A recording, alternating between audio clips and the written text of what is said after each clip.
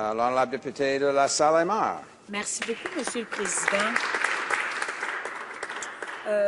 Monsieur le Président, il me fait plaisir cet après-midi d'apporter ma collaboration sur le projet de loi C-643, loi instituant la Journée nationale de sensibilisation aux lésions médulaires.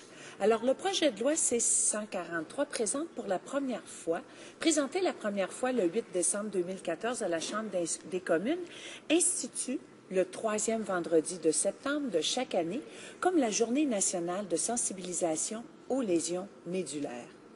Comme mes collègues néo-démocrates, je tiens à donner mon soutien à cette initiative législative.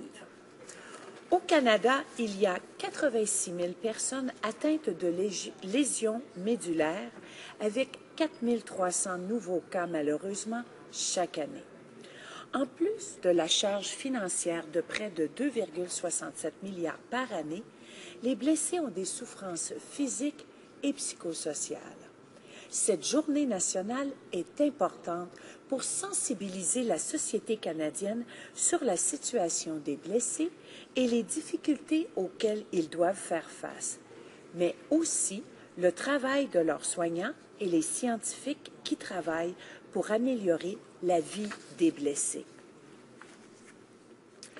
Dans ma circonscription de la Salle-et-Mar, nous avons de nombreux organismes qui travaillent non seulement avec les personnes atteintes de lésions médulaires, mais également des personnes qui sont à mobilité réduite, des personnes en fauteuil roulant, des personnes enfin qui vivent avec un handicap.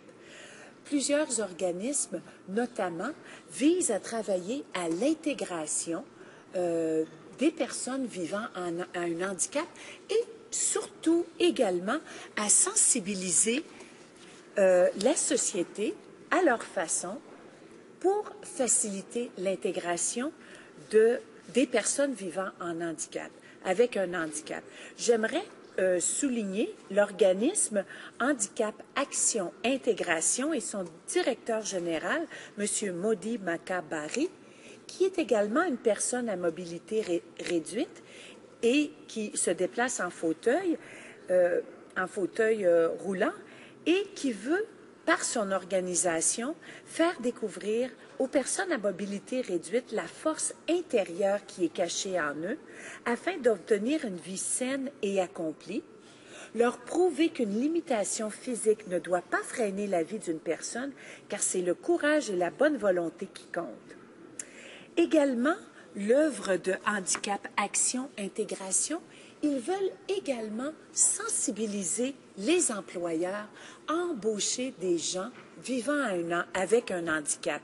J'aimerais souligner de ce fait un récent article du Globe and Mail qui parlait justement, un reportage qui parlait justement des avantages à engager quelqu'un qui vit avec un handicap parce que souvent, c'est une richesse énorme pour un milieu de travail que d'avoir justement cette diversité-là qui va permettre la rencontre de l'autre, mais également permettre à des personnes qui vivent avec un handicap, que ce soit des lésions médulaires qui fait en sorte que ces personnes doivent se déplacer avec un fauteuil roulant ou tout autre handicap.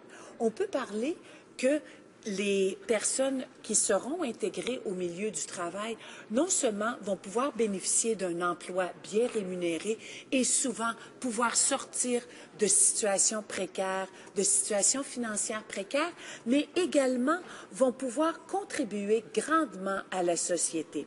Cet article mentionnait et donnait plusieurs exemples d'employeurs qui ont pu bénéficier de la richesse d'embaucher des gens qui vivent à un handicap.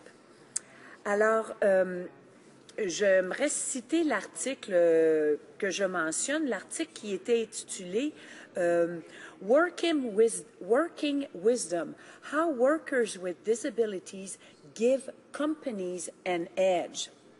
And I want to quote this article, opportunity for many people like somebody living with a disability is still scarce. What it means is that there's not a lot of opportunities, not a lot of employers are bold enough to engage, to hire people with disability. But opportunity for many people, like someone with disability, are still scarce. The situation is more than 2 million Canadian adults, or 11% of the population, have some sort of disabilities, and only about half of them participate in the labor force. Of those who do look for work, the jobless rate is 40% or more for some groups. Underemployment is higher, and even if they hold a job, incomes among adults with disabilities are typically far lower than the rest of the population.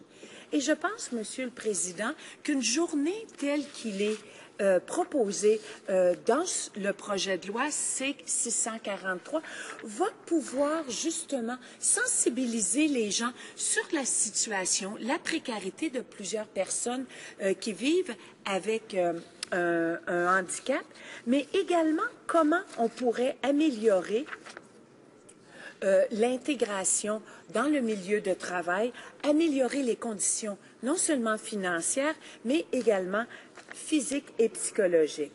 Alors, j'aimerais donner un exemple justement d'un employeur qui a embauché quelqu'un qui vit avec un handicap.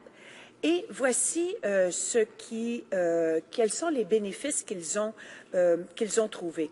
The benefit for the employer, he added, is that it has a workforce that more closely resembles its customer base, and its worker can give insights into how to reach different customers and keep them happy. C'est-à-dire qu'une personne qui vit avec un handicap, une personne qui se déplace en fauteuil roulant, peut offrir des idées innovatrices pour un employeur tel qu'une banque ou pour un employeur qui offre des services à une large clientèle, et l'employé qui a un handicap va être plus à l'écoute des besoins justement de la clientèle. Ce que d'autres employeurs ont constaté, c'est que beaucoup de ces employés sont très fidèles à leur employeur. Ils sont très loyaux et sont également des travailleurs acharnés. Ils mettent leur cœur au travail et permettent justement à avoir une diversité dans la main-d'œuvre d'une entreprise. Également, cet article démontrait très bien que ça donne un avantage non négligeable à un employeur qui va reconnaître la force de ses employés, mais également qui va accueillir des employés qui ont un handicap ou qui sont à mobilité réduite ou qui se déplacent à fauteuil roulant. Alors, je crois que l'initiative législative proposée par le projet de loi C-643 va pouvoir encore, par cette journée, mettre de l'avant tous ces avantages-là.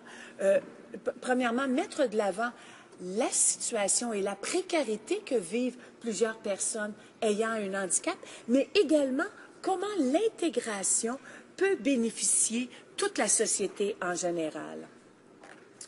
J'aimerais également réitérer l'appui du NPD à justement des initiatives qui vont favoriser l'emploi des personnes vivant avec un handicap, mais également de rendre notre société encore plus accessible.